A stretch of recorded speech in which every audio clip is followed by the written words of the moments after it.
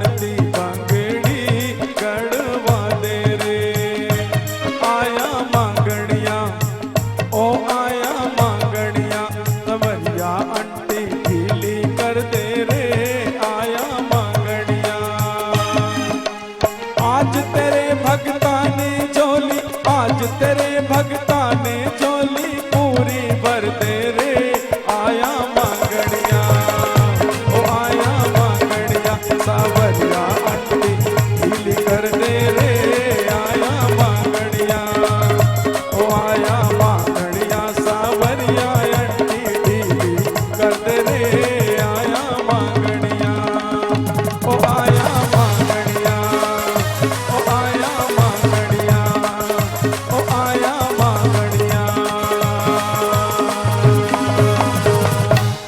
जय जय श्री राधे। बोलिए हनुमंत लाल जी महाराज की जय। एक बार दोनों हाथ ऊंचा उठा करके जोरदार स्वरों से बोलिए हनुमंत लाल जी महाराज की जय। वृंदावन बिहारी लाल की आज के आनंद की श्रीमद् भागवत महापुराण की।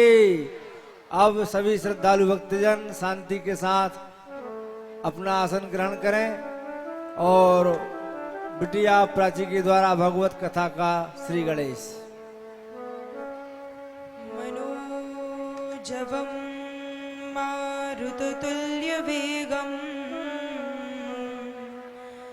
जितेन्द्रियं बुद्धिमतां वरिष्ठम् वातात्मजं वानरयूथमुख्यं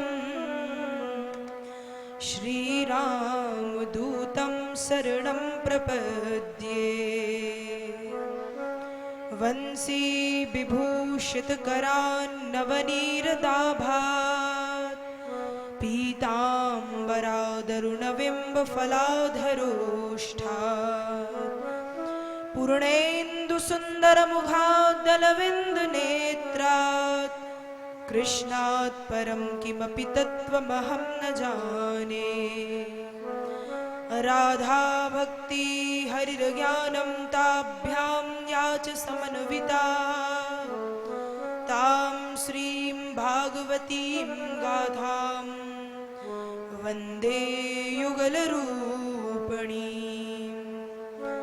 नारायणं नमस्कृत्य नरं चैव नरोत्तमं देवीं सरस्वतीं व्यासं ततो जय मुदीरये।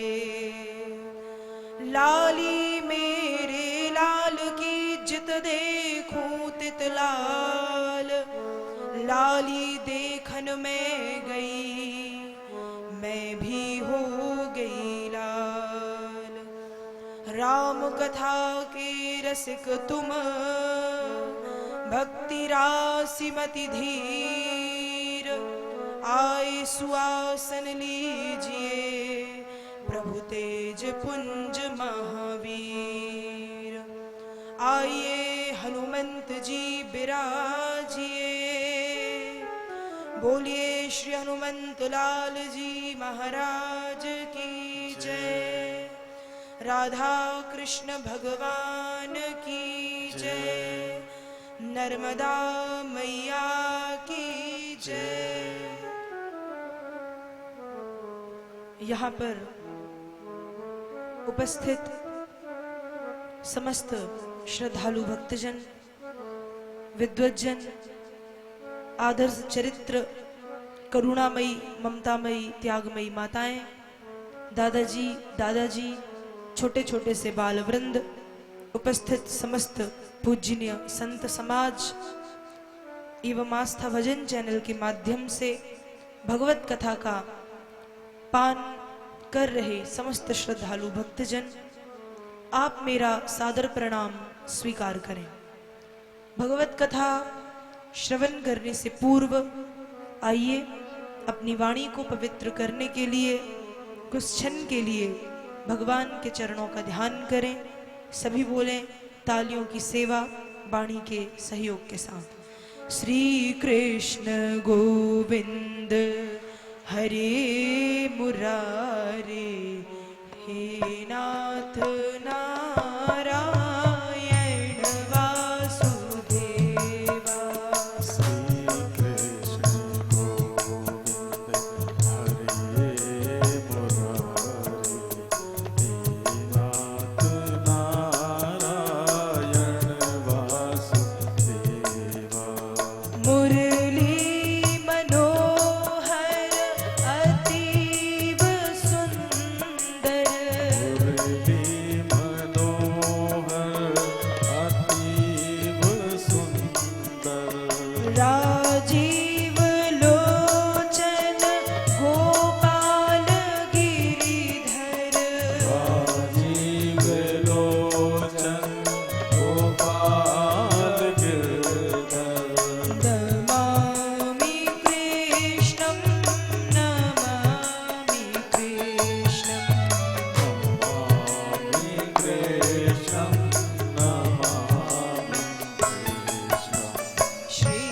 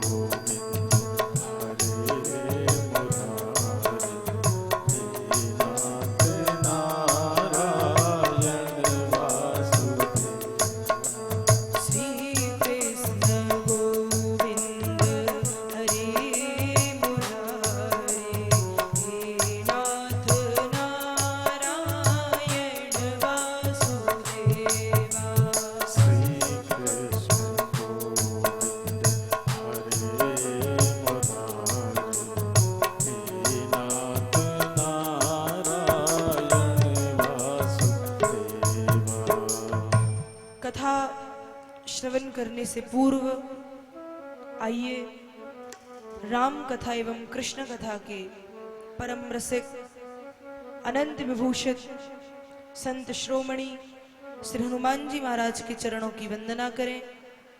इस वंदना में आप सब मेरा सहयोग दें। सभी बोलें। कहि रीछ पति सुनो हनुमाना,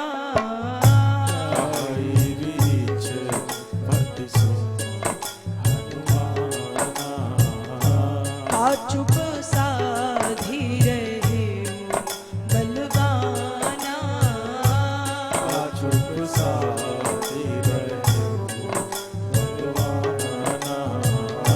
पवन तनय बल पवन समाना, पवन तनय बल पवन समाना, पवन तनय बल पवन समाना, पवन तनय बल पवन समाना।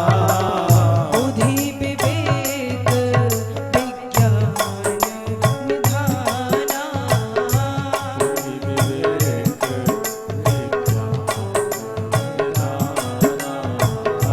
राम काज लगी तब अवतारा,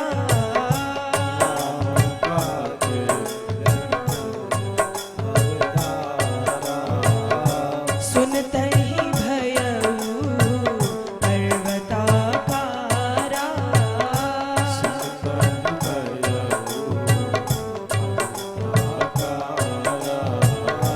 जामवंत की बचन सुहाई, जामवंत के बचन सुहाए, जामवंत की वचन सुहाई, जामवंत के बचन सुहाए। सुनी हनुमंत हृदय अति भाए,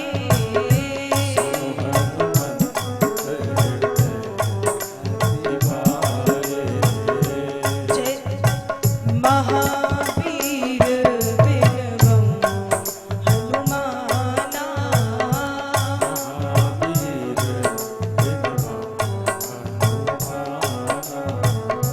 राम जासु जस आप बखाना,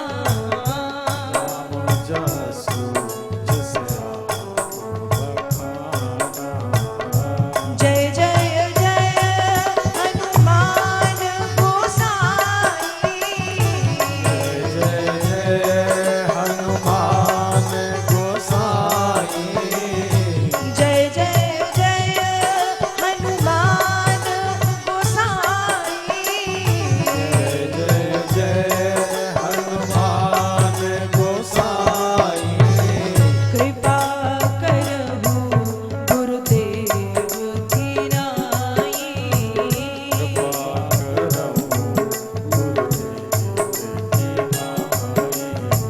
कृपा करहु गुरुदेव की नाई,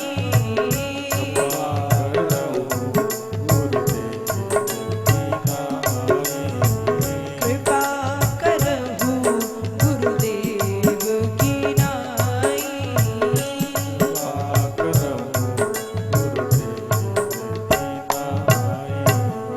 बोलिए श्री राधा कृष्ण भगवान की जय, हनुमान जी महाराज की जय। कल की पावन कथा में आप सभी लोगों ने भगवान श्री कृष्ण के विवाह के पावन प्रसंग को सुना, साथ साथ महारास के पावन प्रसंग को सुना और प्रभु की होली के पावन प्रसंग को आपने श्रवण किया। आगे भागवत जी के दसम स्कंद के 80वें अध्याय में भगवान श्री कृष्ण और सुदामा जी की मित्रता के प्रसंग का वर्णन किया गया है। बाबा वेद व्यास जी भागवत में लिखते हैं, कृष्णस्यासीत सखा कश्चित् ब्राह्मणो ब्रह्मवित्त महा विरक्त इंद्रियार्थेषु प्रशांतात्मा जितेन्द्रियः। सुदामा नाम के एक ब्राह्मण थे, बड़े धर्मवान भगवत भक्त, और भगवान कृष्ण के चरणों में सुदामा का बड़ा प्रेम था। सुदामा जाति से ब्राह्मण थे, भिक्षा मांग करके जीवन यापन करते थे, इंद्रियों को अपने वश में किया हुआ था और अयाचक व्रत को जीवन में धारण किया था। अयाचक का अर्थ होता है ना मांगने वाला व्रत। ना मांगने वाले व्रत को अयाचक कहते हैं। पर भागवत में उसी श्लोक में वेद व्यास जी लिखते हैं, पहली बात ये लिखते हैं कि अयाचक व्रत को जीवन में धारण किया, मतलब ना मांगने वाले व्रत को। और दूसरी बात उसी श्लोक में बाबा जी लिखते हैं कि सुदामा भिक्षा मांग करके जीवन यापन करते थे। तो ये कैसा व्रत है कि ना मांगने वाला व्रत लिया पर मांगते थे। तो बाबा वेद व्यास जी ने भागवत में लिखा कि सुदामा भिक्षा तो मांगते थे पर प्रतिदिन 5 घर जाते थे, 5 घर में जाकर के झोली फैलाते थे। झोली नहीं फैलाते थे, सिर्फ जाके खड़े हो जाते थे और श्री कृष्ण गोविंद हरे मुरारे हे नाथ नारायण वासुदेवा ऐसा कहते थे।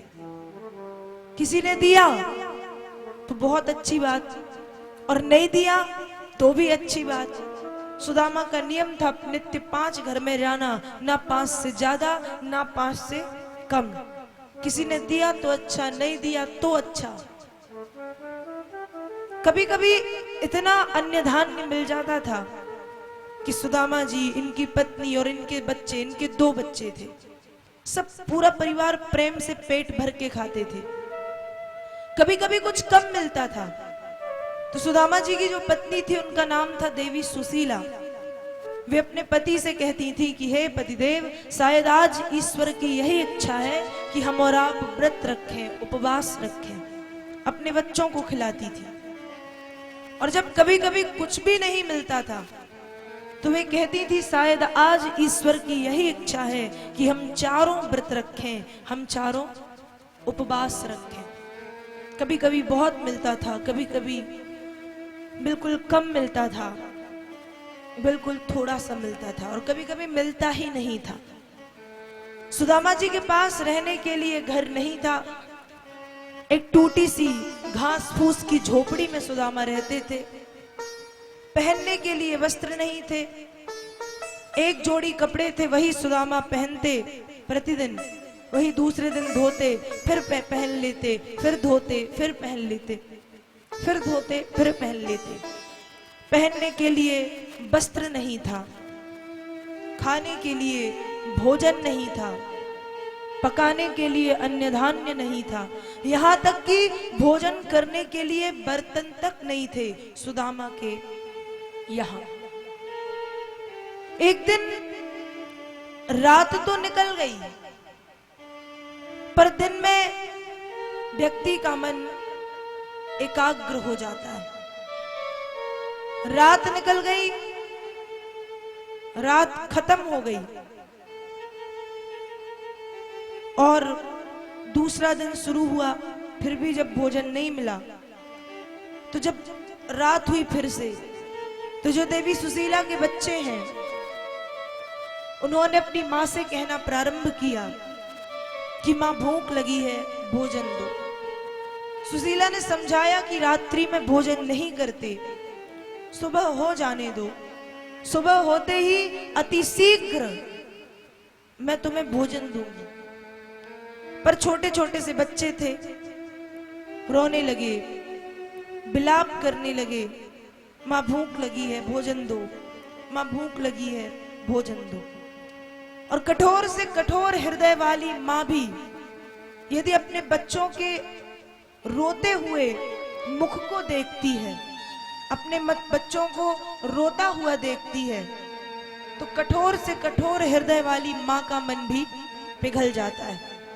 और आज देवी सुशीला ने जब अपने बच्चों को रोते हुए देखा, तो जिस देवी सुशीला ने कभी अपने पति से एक शब्द भी नहीं कहा था, वो देवी सुशीला अपने बच्चों के लिए अपने पति से लड़ती है और कहती है कि हे पतिदेव, कोदों समा जुरी तो भरी पेट, न चाहती हो दधि दूध मिठौती, लेती सबे दुख दारिद झेली, कबहू प्रभु भूली तुम्हें ना हटौती, जो सुनती नहीं तू हरि से, तब काहे को द्वारिका पेली पठौती, या घर से कबहू ना गए पिय, टूटो तवा अरु फूटी कठौती। देवी सुशीला ने अपने पति से कहना प्रारंभ किया कि हे पतिदेव, यदि आज हमारे घर में खाने के लिए कोदो और समा भी होता, ज्वार मक्का बाजरा इत्यादि भी होता, तो मैं उसमें अपना, अपने बच्चों का और आपका पेट भर लेती। मैं आपसे दूध दही माखन मिश्री मिष्ठान मेवे खाने को नहीं कहती। पर आज स्थिति ऐसी है कि खाने के लिए अन्न का, अनाज का एक दाना भी नहीं है। हमारे बच्चे भूखे तड़फ रहे हैं, हमारे बच्चे भूखे सो रहे हैं और रो भी रहे हैं। हे पतिदेव, जब से मेरा आपके साथ विवाह हुआ है, जब से मैंने अपनी मांग में आपके नाम का सिंदूर लगाया है, तब से मैं यही देख रही हूं। सुदामा ने पूछा क्या देख रही हो? सुशीला ने उत्तर दिया, टूटो तवा अरु फूटी कठौती। एक टूटा सा तवा है और एक फूटी सी गघरिया है, कठौती है आपके घर में। और है ही क्या? सुशीला की इन बातों को सुनकर के सुदामा को गुस्सा तो आया, पर प्रसन्नता भी हुई, क्योंकि सुशीला ने कहा था कि यदि थोड़ा भी कुछ होता तो मैं आपको अपनी आंखों से ओझल नहीं होने देती, दूर नहीं जाने देती। पर स्थिति ऐसी है कि ना चाहते हुए भी दूर भेजना पड़ता है। ये सुशीला के शब्द थे। सुदामा ने इन शब्दों को सुना, गुस्सा भी आया पर प्रसन्नता भी हुई। इसलिए सुदामा अपनी पत्नी से कहते हैं कि हे देवी सुशीला, तुम कुछ भी नहीं जानती। सुशीला ने कहा मैं सब जानती हूं। सुदामा जी बोले तो तुम मुझे बताओ, क्या तुम ये जानती हो कि द्वारिकाधीश कृष्ण, ब्रजराज मोहन कृष्ण, मथुरापति कृष्ण मेरे मित्र हैं?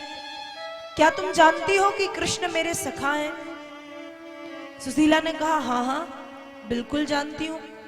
सुदामा जी बोले कि मैंने तो आज तक तुमसे इस बात का जिक्र नहीं किया, ये बात नहीं बताई, फिर तुम कैसे जानती हो कि कृष्ण मेरे मित्र हैं? सुदामा जी के प्रश्न को सुन के सुशीला ने कहा कि आप दिन रात कृष्ण कृष्ण कृष्ण कहते रहते हो। आप सोते हो तो कृष्ण कहते हो, नहाते हो तो कृष्ण कहते हो, भोजन करते हो तो कृष्ण कहते हो, भिक्षा मांगते हो तो कृष्ण कहते हो, आते हो तो कृष्ण, जाते हो तो कृष्ण, बात करते हो तो कृष्ण की करते हो। आप दिन भर कृष्ण कृष्ण कहते रहते हो।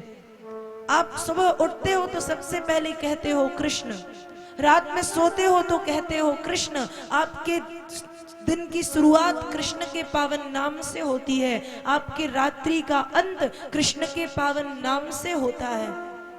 इसलिए मैं जानती हूं कि आप द्वारिकाधीश कृष्ण से बहुत प्रेम करते हैं, कृष्ण को अपना सब कुछ मानते हैं, मित्र मानते हैं। सुदामा जी बोले कि नहीं देवी, ऐसा नहीं है। ये तो बात सही है कि मैं कृष्ण से प्रेम करता हूं, पर जो तुम कह रही हो कि मैं बस कृष्ण को अपना मित्र मानता हूं, ऐसा नहीं है। कृष्ण सचमुच मेरे मित्र हैं। हम और कृष्ण दोनों सांदीपन गुरु जी के आश्रम में रह करके शिक्षा ग्रहण करते थे, एक साथ पढ़ते थे, एक साथ भोजन करते थे, एक साथ विश्राम करते थे, एक साथ खेलते थे, एक साथ खाते थे, एक साथ स्नान करते थे, एक साथ लकड़ियां लेने के लिए जाते थे। तो हे देवी, कृष्ण सचमुच मेरे मित्र हैं, कृष्ण सचमुच मेरे वाल सखा है, सहपाठी थे कृष्ण मेरे। और जब देवी सुशीला ने सुना कि कृष्ण सुदामा के मित्र हैं, उस दिन से सुशीला की एक ही हट थी, एक ही जिद थी। और वह क्या थी? सुशीला सिर्फ यही कहती थी, द्वारिका जाहू जी, द्वारिका जाहू जी, आठहु याम यही हट ठानी, जात ही दई है लदाए लदा, भरी आई है लिए तू यही जिय जानी, आवे कहाँ से अटारी अटा, जिनको है लिखी विधि टूटी सी छानी, जाके ललाट दरिद्र लिखो, कहू को ते ही मैट सके गो अमानी। देवी सुशीला की एक ही रट थी, एक ही हट थी और एक ही जिद थी। और वो क्या थी कि हे पतिदेव, द्वारिका जाओ, द्वारिका जाओ, आप द्वारिका जाइए, आप द्वारिका जाइए। सुदामा जी ने कहा कि हे देवी, मैं जानता हूं तुम मुझे द्वारिका क्यों भेजना चाहती हो। तुम सोच रही होगी कि जब कृष्ण मेरी इस गरीब स्थिति को, इस निर्धनता को, इन फटे चिथे वस्त्रों को, इस दुबले पतले कृष्काय शरीर को देखेगा तो कृष्ण मुझे धन देगा, कृष्ण मुझे संपत्ति देगा। पर हे देवी, विधाता के लेख को कोई मैट नहीं सकता।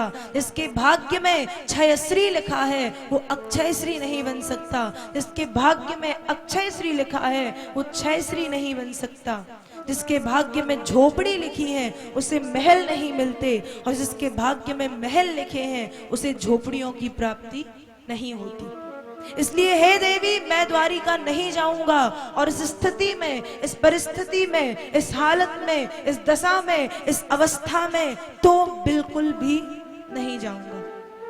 और जैसे ही कहा कि मैं द्वारिका नहीं जाऊंगा, देवी सुशीला ने समझाया। पत्नी किसे कहते हैं? पत्नी उसे कहते हैं जो अपने पति को पतन के रास्ते पर जाने से रोके। भार्या उसे कहते हैं जो गृहस्थी रूपी अंधकूप से, अंधेरे कुएं से बाहर निकाले, वो पत्नी है, वो भार्या है। तो आज पत्नी सुशीला ने अपने पति से कहा, हे पतिदेव, सएवं भार्या विप्रो बहुसा प्रार्थितो मृदु, अयम ही परमो लाभ उत्तम श्लोक दर्शनम। हे पतिदेव, बड़े बड़े ऋषि मुनि, बड़े बड़े ज्ञानी, बड़े बड़े योगी, बड़े बड़े तपस्वी जीवन भर राम और कृष्ण के नाम की माला जपते हैं, लेकिन अंतिम समय राम शब्द का रा, कृष्ण शब्द का क्री, नारायण शब्द का ना कहे बिना इस दुनिया को छोड़ के चले जाते हैं। पर पतिदेव, आप तो भाग्यवान हो कि द्वारिकाधीश कृष्ण आपके मित्र हैं। हे पतिदेव, जाइए। मैं आपको कृष्ण से धन लेने के लिए नहीं भेज रही हूं, मैं आपको कृष्ण के दर्शन करने के लिए भेज रही हूं। जाइए, कृष्ण का दर्शन कराइए, आपको परम लाभ मिलेगा, और आपकी पत्नी होने के कारण मैं भी मकिलार्थ लाभो, परम लाभ की अधिकारी बन जाऊंगी। इसलिए हे पतिदेव, जाइए, कृष्ण का दर्शन कराइए, कृष्ण से मिल आइए। और जब देवी सुशीला ने अपने पति को समझाया तो देवी उसे कहते हैं जो बुरे को भी अच्छा बना दे। देवी उसे कहते हैं जो व्यक्ति के ध्येय को, व्यक्ति के उद्देश्य को बदल दे। आज देवी सुशीला ने अपने पति के उद्देश्य को बदला। आज पत्नी सुशीला ने अपने पति को सही रास्ता दिखाया और कहा कि आप द्वारिका जाइए। सुदामा जाने के लिए तैयार हुए, पर बोले कि हे देवी, धर्मशास्त्र कहते हैं कि रिक्त पाणिर न गच्छेतो राजा नाम देवताम गुरु। एक राजा के यहाँ, एक देवता के यहाँ, एक मित्र के यहाँ और एक गुरु के यहाँ खाली हाथ नहीं जाना चाहिए। फिर कृष्ण तो कृष्णम वंदे जगत गुरुम, जगत के गुरु हैं। फिर कृष्ण तो द्वारिका के राजा हैं, द्वारिकाधीश हैं, देवता भी हैं और मेरे मित्र भी हैं। मैं कृष्ण के यहाँ खाली हाथ कैसे जा सकता हूं? तो क्या हे देवी, आपके पास कुछ है जो मैं कृष्ण के लिए ले जा सकूं, जो मैं कृष्ण को ले जा करके दे सकूं? अभी तक सुशीला ने कहा था कि कुछ भी नहीं है, लेकिन अब सुशीला कहती है कि सब कुछ है। सुशीला ने झूठ कहा, झूठ नहीं कहा। सुशीला तुरंत अपनी सखियों के यहाँ गई और अपनी सखियों के यहाँ से कृष्ण के नाम पर 4 मुट्ठी तंदुल, 4 मुट्ठी चावल, च्योरे लेकर के आई। और धन्य थी देवी सुशीला की सखियां जिन्होंने कृष्ण के नाम पर सुशीला को 4 मुट्ठी चावल प्रदान किए।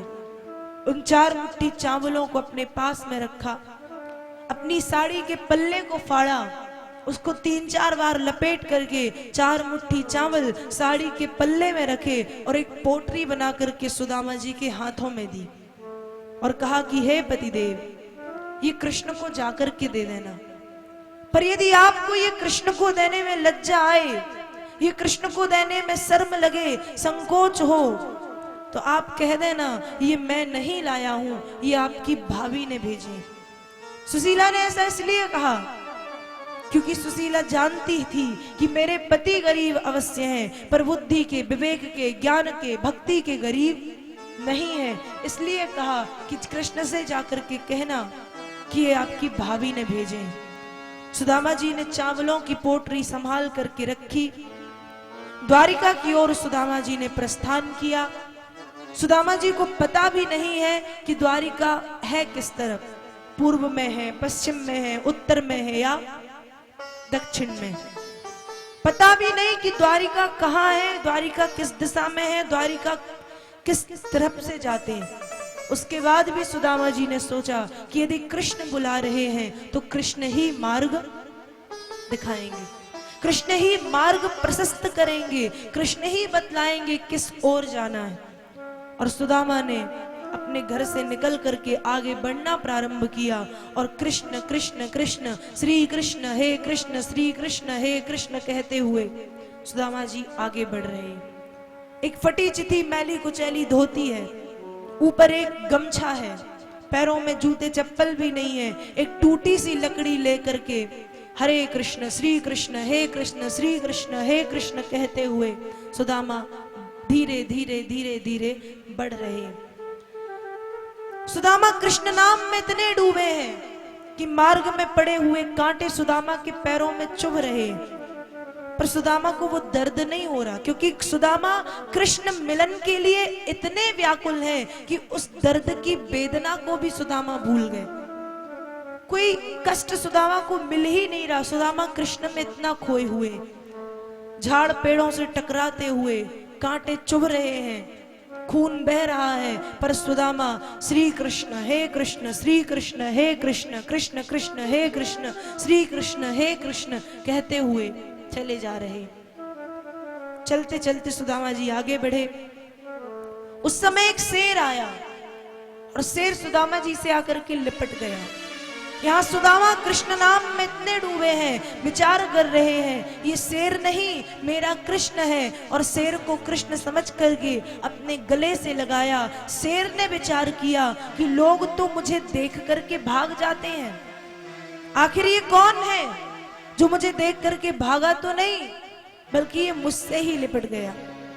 शेर सुदामा जी को छोड़ के भागा, क्योंकि भगवान के भक्तों के शरीर से ऐसी किरणें निकलती हैं, या तो हिंसक अहिंसक बन जाते हैं या मार्ग छोड़ करके भाग जाते हैं। शेर मार्ग छोड़ करके भागा, शेर भाग गया और यहाँ सुदामा जी कृष्ण कृष्ण कृष्ण कृष्ण कृष्ण कृष्ण हे कृष्ण श्री कृष्ण हे कृष्ण श्री कृष्ण कहते हुए भागते जा रहे, चले जा रहे।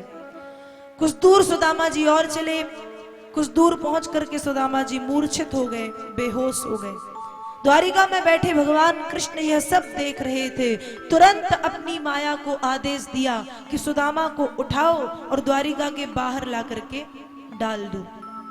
सुदामा जी ने माया ने सुदामा जी को उठाया, द्वारिका के बाहर ला करके लिटा दिया। अब सुदामा जी के नेत्र खुले, देखा कोई बड़ा सा नगर आ गया है। कुछ लोगों से पूछा ये कौन सा नगर है? लोगों ने बताया ये द्वारिकापुरी है। सुदामा ने विचार किया, अरे मैं इतनी जल्दी द्वारिका आ गया। यदि मुझे पता होता कि द्वारिका इतने पास है तो मैं रोज सुबह आता और शाम को चला जाता। यदि मुझे पता होता कि द्वारिका इतने नजदीक है तो मैं रोज आता, रोज जाता। सुदामा भूल गए कि आने में 7 दिन लगे हैं। सुदामा भूल गए कि भगवान की माया मुझे यहाँ लेकर के आई है। अब सुदामा जी आगे बढ़े। कुछ लोग खड़े हुए थे, उनसे पूछा कि भैया मेरे मित्र कृष्ण क्या यही रहते हैं? उन व्यक्तियों ने पहले तो सुदामा जी को नीचे से लेकर के ऊपर तक देखा और विचार करने लगे कि क्या इस दरिद्री के मित्र भी कृष्ण हो सकते हैं? ये फटे चटे वस्त्र पहनने वाला, इसके शरीर की हड्डियां दिख रही हैं, बड़ा दुबला पतला कृष्ण है। क्या इस दरिद्री के, क्या इस गरीब के, क्या इस निर्धन के मित्र भी कृष्ण हो सकते हैं? नहीं, ये पागल हो गया है। लोगों ने कह दिया चलो जाओ, यहाँ कोई कृष्ण कृष्ण नहीं रहते। अब सुदामा जी स्वयं भगवान श्री कृष्ण के महल को, भगवान श्री कृष्ण के भवन को ढूंढते हुए आगे बढ़े। और जब सुदामा जी आगे बढ़े, भगवान कृष्ण के महल के सामने जाकर के सुदामा जी खड़े हुए। द्वारपाल खड़े हुए थे। सुदामा जी ने पूछा क्या मेरे मित्र कृष्ण यहीं रहते हैं? द्वारपाल बोले हाँ हाँ यहीं रहते हैं। क्या आपको कुछ चाहिए? सुदामा जी बोले आज कुछ लेने नहीं बल्कि कुछ देने आया हूं। अपनी दरिद्रता कृष्ण के चरणों में सौंप के जाऊंगा, अपने तंदुल कृष्ण को खिला करके जाऊंगा, तब आज अपने आप को धन्य मानूंगा। जाओ कृष्ण से कहना सुदामा आया है। द्वारपालों को जाने में कुछ विलंब हुआ। सुदामा जी ने थोड़ी तेज आवाज में कहा कि जाओ कृष्ण से जाकर के कहो सुदामा आया है। यहाँ द्वारपाल भगवान कृष्ण के पास पहुंचे और भगवान कृष्ण के पास जाकर के बोले कि हे भगवान, एक गरीब भिखारी भिक्षुक ब्राह्मण आया है। शरीर में ठीक से वस्त्र नहीं है, पैरों में जूते चप्पल नहीं है, हाथ में ठीक सी लकड़ी नहीं है, पर आपको अपना मित्र बता रहा है। भगवान कृष्ण ने कहा कि तुम उसकी कहानी सुनाओगे या उसका नाम गांव पता आदि भी बताओगे। उस समय द्वारपाल बोले शीस पगाना झगातन में, नहीं जान को आय बसे के ही ग्रामा। धोती फटी सी लटी डुपटी, अरुपाओ उपा नहीं मैं नहीं श्यामा। द्वार खड़ो द्विज दुर्बल एक, रहो चकिशो वसुधा अभिरामा। पूछत दीन दयाल को नाम, बतावत आपन नाम सुदामा। हे भगवान, वो अपना नाम सुदामा बता रहा है। और भगवान कृष्ण ने जैसे ही सुना कि वो अपना नाम सुदामा बता रहा है, उस समय जैसे ही भगवान कृष्ण ने सुना कि उसका नाम सुदामा है, अभी तक सुदामा पागल थे कृष्ण के लिए और अब कृष्ण पागल हो गए कि मेरा मित्र, मेरा बाल सखा, मेरा सखा आया है, मेरा सुदामा आया है। और भगवान कृष्ण मैया रुक्मणी के साथ विराजमान थे। 16,108 पटरानियां कृष्ण के नजदीक में है, पर जैसे ही सुना सुदामा आया है, 16,108 पटरानियों का त्याग कर दिया। मैया रुक्मणी सत्यभामा आदि अवाक रह गई, चौंक गई कि ऐसा कौन सा मित्र आ गया जिसके कारण कृष्ण ने हमें त्यागा। चरण पादुकाएं एक तरफ डली हुई हैं भगवान की, चरण पादुकाएं नहीं पहनी, मुकुट गिर गया कृष्ण का, पीतांबर गिर गया कृष्ण का। कृष्ण भागते हुए, दास दासियों से टकराते हुए, उठते गिरते गिरते उठते, उठते गिरते हुए जा रहे हैं। मेरा मित्र आया है। मेरा सुदामा आया है, मेरा सखा आया है। और यहाँ बाहर खड़े सुदामा कह रहे हैं कि हे कृष्ण, एक बार आ जाओ। हो सकता है तुम मुझे भूल गए हो, क्योंकि तुम बहुत बड़े राजा हो, तुम्हारे पास मेरे जैसे कई लोग आते होंगे।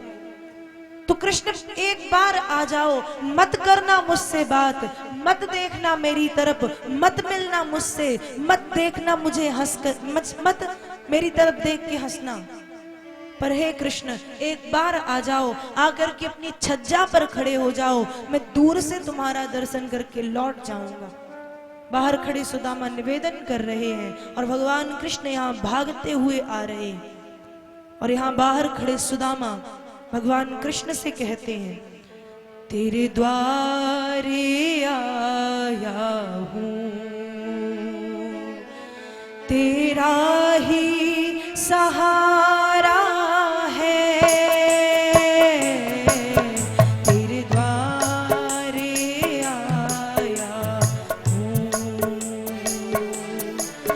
तेरा ही सहारा है, मझधार में नैया है, मिलता ना किनारा है, मझधार में नैया है, मिलता ना किनारा है, तेरे द्वारे आया हूँ। सपने जो सजाए थे, वे टूटे तो ये जाना, सपने जो सजाए थे, वे टूटे तो ये जाना,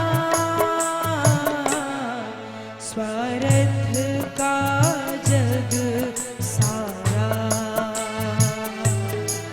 स्वार्थ का जग सारा, कोई ना हमारा है, तेरे द्वारे आया हूँ, तेरा ही सहारा है, तेरे द्वारे आया हूँ।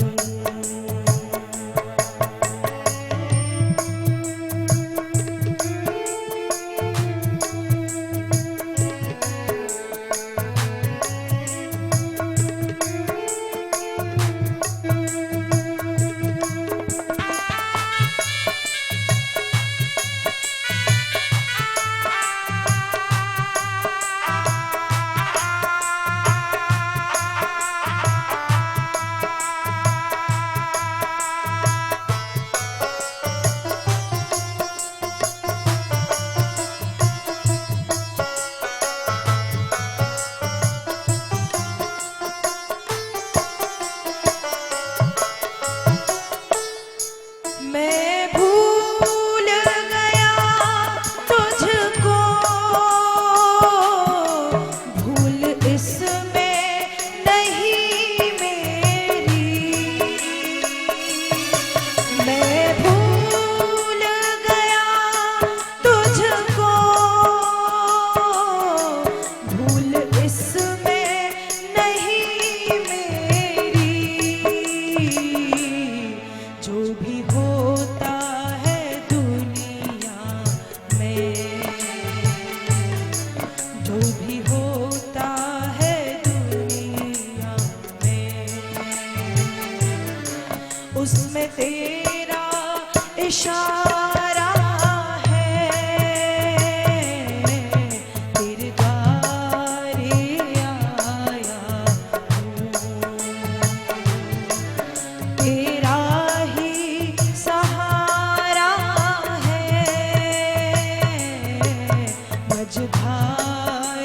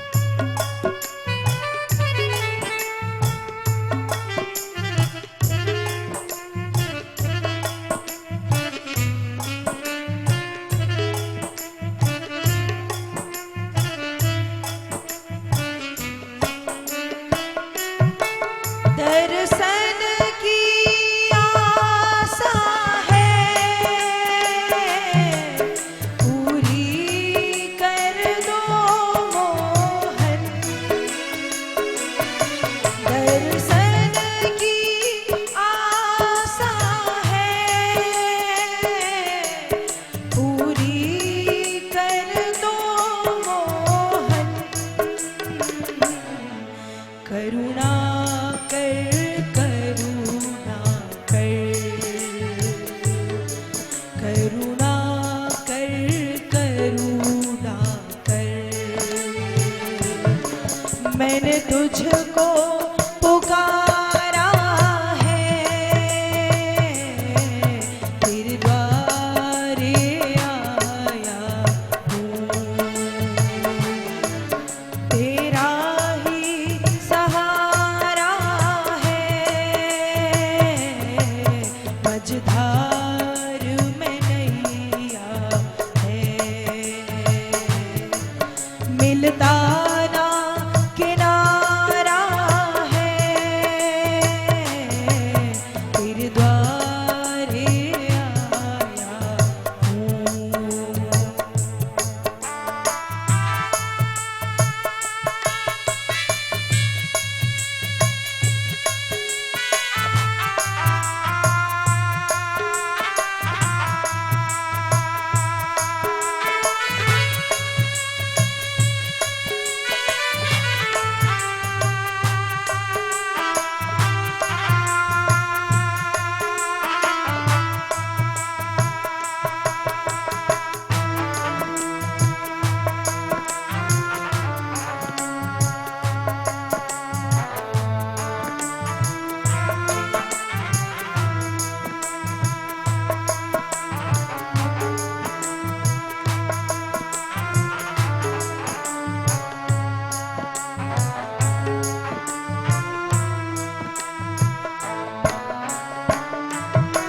निर्बल केवल तुम हो,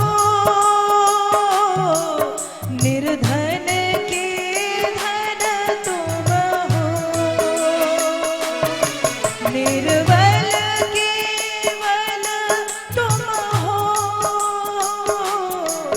निर्धन के धन तुम हो। जैसा भी सुदामा है, जैसा भी सुदामा है,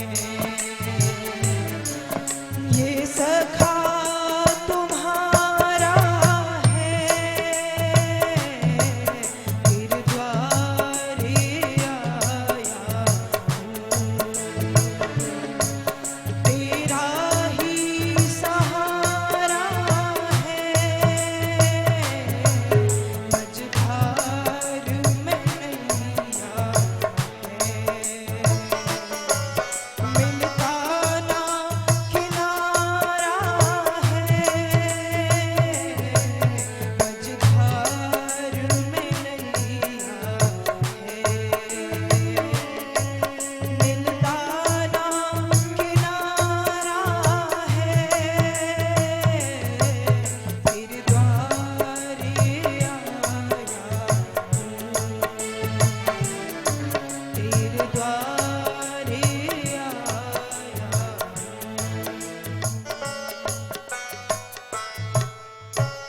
और यहाँ सुदामा द्वारिका के बाहर खड़े होकर के भगवान कृष्ण को पुकारते हैं और कहते हैं कि हे कृष्ण, एक बार आ जाओ, मत देना मुझे तुम दर्शन, मत करना मुझसे तुम बात, मत देखना कृष्ण तुम मेरी तरफ, पर हे कृष्ण एक बार आ जाओ, सिर्फ एक बार। सुदामा भगवान कृष्ण को पुकारते हैं कि कृष्ण एक बार आ जाओ। यहां सुदामा जी ने भगवान कृष्ण को पुकारना प्रारंभ किया और यहाँ कृष्ण पागलों की तरह दौड़ते हुए आ रहे हैं कि मेरा मित्र आया है, मेरा सखा आया है, मेरा सुदामा आया है। भगवान कृष्ण दौड़ते हुए, भागते हुए, गिरते उठते, उठते गिरते, गिरते उठते हुए चले आ रहे हैं कि मेरा मित्र आया है। बाहर जब भगवान कृष्ण आए अपने महल के और सामने देखा तो सुदामा जी खड़े हुए थे। और जब भगवान कृष्ण ने सुदामा को देखा तो भगवान कृष्ण सुदामा से आकर के लिपट गए और भगवान कृष्ण के मुख से निकला, ऐसे बेहाल बिमाइन सो पग कंटक जाल लगे पुनि जोए, हाय महादुख पायो सखा तुम आए इतै न कितै दिन खोए, देखी सुदामा की दीन दशा करुणा करके करुणा निधि रोए, पानी परात को हाथ छुओ नहीं, नैनन के जल से पग धोए। भगवान कृष्ण ने कहा कि मित्र, तेरी स्थिति तो ऐसी हो गई थी कि मुझे तुझसे मिलने आना था, पर तूने जिद की थी कि मैं कृष्ण से नहीं मिलूंगा, इसलिए मैंने भी जिद की थी कि मैं सुदामा से नहीं मिलूंगा। भगवान कृष्ण रो रहे हैं और भगवान कृष्ण के नेत्रों से इतने आंसू गिरे, इतने आंसू गिरे कि सुदामा जी के पैर पखर गए, पैर धुल गए। आज कृष्ण और सुदामा के इस पवित्र मिलन को देख करके सारी द्वारिका इकट्ठी हो गई और सोच रही है, आखिर ये कौन है जिसके लिए कृष्ण रो रहे हैं? आखिर ये कौन है जिसके लिए कृष्ण ने सब कुछ छोड़ दिया? आखिर ये कौन है जिसके लिए कृष्ण पागलों की तरह हो गए हैं? और आज एक करुणा स्वयं एक तरफ खड़ी होकर के सुदामा और कृष्ण के पवित्र मिलन को देख करके विचार कर रही है कि मेरा स्वरूप कृष्ण में समाया या मेरा स्वरूप सुदामा में समाया। करुणा खुद रो रही है। और फिर भगवान कृष्ण ने सुदामा जी के पैर में लगे हुए कांटों को निकालना प्रारंभ किया। सुदामा जी बोले, कृष्ण ये आप क्या कर रहे हैं? आपके मित्रगण, आपकी पत्नी, आपकी प्रजा आपको ढूंढ रही होगी और आपको देख रही है, आपको क्या सोच रही होगी। सुदामा जी की बात सुनकर के भगवान कृष्ण ने कहा कि मित्र यही सोच रही होगी कि आज एक मित्र अपने मित्र के प्रेम में पागल हो गया। सुदामा, तेरा कृष्ण धन संपत्तिवान अवश्य है, लेकिन तेरे मित्र का विवेक भ्रष्ट नहीं हुआ। तेरा मित्र धर्म का पालन करना जानता है। तेरा मित्र जानता है मित्र धर्म क्या है, मित्र धर्म किसे कहते हैं, मित्र धर्म होता क्या है। भगवान कृष्ण ने कहा और फिर भगवान कृष्ण सुदामा जी को राजमहल के भीतर ले गए। सुदामा जी को राजमहल के भीतर ले जाकर के उनके पैरों को धोया, एक उच्च आसन पर सुदामा जी को बिठाया, स्नान आदि करा के भोजन कराया, शयन कक्ष में लाकर के सुदामा जी की चरणों की सेवा करना भगवान कृष्ण ने प्रारंभ किया। और फिर भगवान कृष्ण ने सुदामा जी को बचपन के दिनों की याद दिलाई और कहा कि मित्र, मुझे यह बताओ कि तुमने विवाह किया या नहीं। सुदामा जी बोले कि भगवान, मैंने विवाह किया, मेरी पत्नी का नाम सुशीला है और मेरी 2 संतानें भी हैं। भगवान कृष्ण ने याद बचपन के दिनों की इसलिए दिलाई क्योंकि भगवान कृष्ण ने विचार किया कि हे सुदामा, एक छोटे से झूठ के कारण जो तूने बचपन में बोला था, तेरी आज ये स्थिति हो गई है। एक छोटे से झूठ के कारण आज तेरी ये स्थिति है, इसलिए तू फिर से झूठ मत बोलना। और भगवान कृष्ण ने कहा कि जब मेरी भाभी इतनी अच्छी है तो भाभी यह भी जानती होंगी कि एक मित्र के यहाँ खाली हाथ नहीं जाया जाता, तो बताओ मेरी भाभी ने मेरे लिए क्या भेजा है। सुदामा जी ने झूठ बोल दिया, कृष्ण कुछ भी नहीं भेजा। भगवान कृष्ण ने मन में विचार किया, अरे मित्र, पत्रम पुष्पम फलम तोयम यो मे भक्त्या प्रयच्छति तदहम भक्त्युपरत मस्नामि प्रयतात्मना। यदि मेरा भक्त भाव से मुझे थोड़ा सा जल चढ़ा दे, एक फल चढ़ा दे, एक फूल चढ़ा दे, फूल की एक पंखुड़ी समर्पित कर दे, तो मैं उसे ग्रहण करता हूं। क्योंकि हे सुदामा, मैं भाव को देखता हूं, मैं वस्तु को और सामग्री को नहीं देखता। पर सुदामा जी ने झूठ बोला कि कृष्ण कुछ भी नहीं भेजा।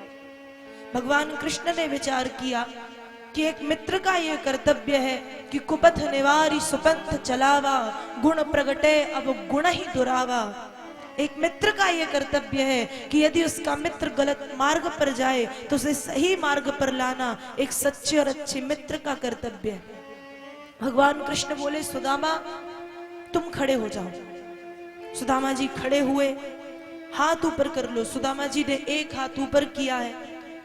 भगवान ने कहा कि सुदामा तुम दोनों हाथ ऊपर करो। सुदामा जी ने कहा कि मित्र, मैं आ रहा था, मार्ग में गिर गया, मुझे चोट लग गई, इसलिए मेरा दूसरा हाथ सीधा नहीं होगा। कहा नहीं होगा तो करना पड़ेगा। और दूसरा हाथ पकड़ करके भगवान कृष्ण ने खींचा, और जैसे ही खींचा हाथ के नीचे से चावलों की पोटरी गिरी, गिर करके खुल गई। और भगवान कृष्ण ने एक मुट्ठी तंदुल, एक मुट्ठी चावल उठाए और उठा करके बड़े प्रेम से खाए।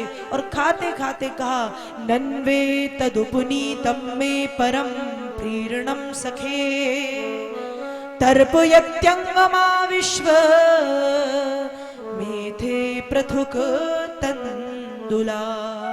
मित्र, तेरे तंदुल इतने मीठे हैं कि मुझे मैया यशोदा के हाथ की खीर की याद आ गई। मैं मैया से मना करता था कि मैं नहीं खाऊंगा, मुझे नहीं खाना, और मैं सारी खा जाता था। मित्र, आज तेरे चावल इतने मीठे लग रहे हैं। सुदामा जी बोले, भगवान इतने ही थे। भगवान ने कहा, अरे मित्र, ये इतने नहीं, ये इतने अधिक हैं कि संपूर्ण संसार के प्राणियों की भूख तो क्या, प्यास भी मिट जाएगी। ये इतने अधिक और इतने मीठे हैं। दूसरी मुट्ठी भगवान उठा करके खाने वाले थे। मैया रुक्मणी ने आकर के हाथ पकड़ा। तब भगवान कृष्ण ने मैया रुक्मणी से कहा कि क्यों रस में बिस्बाम दियो, अरु काहे न खान दियो एक फंका। लोग कहे हरि मित्र दुखी, हमसे ना सहो यह जात कलंका। हे देवी, आपने ऐसा क्यों किया? आपने मेरे अमृत में विष घोल दिया। उस समय रुक्मणी मैया ने कहा कि प्रभु सब तो दे दिया था, और क्या क्या देना चाह रहे थे आप? भगवान कृष्ण ने कहा कि